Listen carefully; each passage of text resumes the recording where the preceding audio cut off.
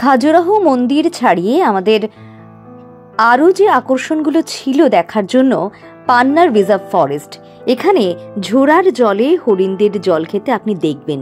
নিতান্তই যদি তা না দেখেন তাহলে ময়ূর আর বাঁদরের দলের দেখা মিলতেই পারে। এখানে প্রকৃতি যেন তার পসরা সাজিয়ে বসে রয়েছে দুপাশে। গভীর জঙ্গলের সারি, উঁচু নিচু পাথর, বহু নিচে বয়ে চলা ঝোড়া আর চড়াই উতরাই পেরিয়ে যাত্রা মনোরম ও উপভোগ্য। এখানে রয়েছে পাণ্ডব জলপ্রপাতও। 30 মিটার উচ্চতা থেকে এই জলপ্রপাতের জল নিচের একটি পুকুরে পড়ে। কথিত আছে যে পাণ্ডবরা এই জলপ্রপাতের নিচ দিয়ে গিয়েছেন, যার কারণে একে পাণ্ডব জলপ্রপাত বলা হয়। শুধু তাই নয়, এরপর আপনি যেতে পারেন কেইন ক্রোকোডাইল স্যাঞ্চুরিতে।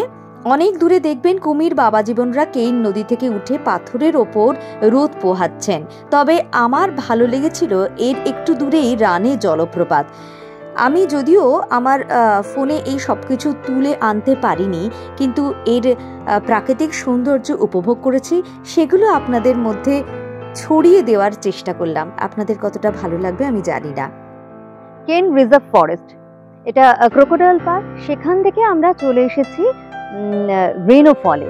রেনোফলে আপনাদের আমরা দেখাতে পারবো না রেনোফল, কারণ এখন তো বর্ষাকাল নয়। কিন্তু এখানে পাথরগুলো ওর বিশেষত্ব রয়েছে।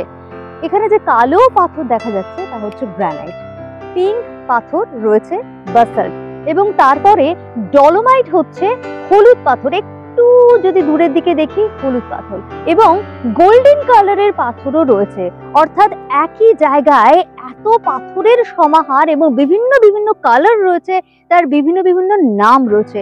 এখানে বেশ কয়েক বছর আগে বা কয়েক শতাব্দী আগে এখানে কিন্তু আগ্নেয়গিরি হয়েছিল, মানে অগ্নুৎপাত হয়েছিল, এবং এই অগ্নুৎপাতের ফলে কিন্তু এই যে এখানে এই যে দেখা যাচ্ছে না, এই যে জলাশয়গুলো সেগুলো তৈরি হয়েছিল।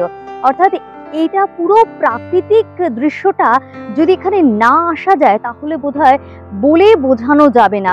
আমরা মধ্যপ্রদেশে এসেছি, খাজুরাহো দেখলাম, এবং খাজুরাহো দেখার পর এগুলো যদি না দেখি তাহলে বোধহয় এখানে আসাটা অসমাপ্ত থেকে যায়। রেনো জলপ্রপাতের এখানে এসে আপনার আলাদা একটা অনুভূতি হবে। চারিদিকে নানা রঙের পাথর, একদিকে জলপ্রপাত আর তার পাশে একটি ঘুমন্ত আগ্নেয়গিরি।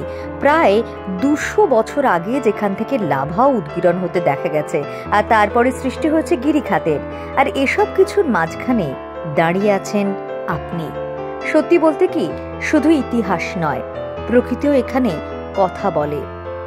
এছাড়াও হাতে সময় থাকলে আপনি যেতেই পারেন খাজুরাহোর তৈরি জাদুঘরে, যা আগে শাহু শান্তিপ্রাসাদ জৈন কলা সংগ্রহালয়ের নামে পরিচিত ছিল।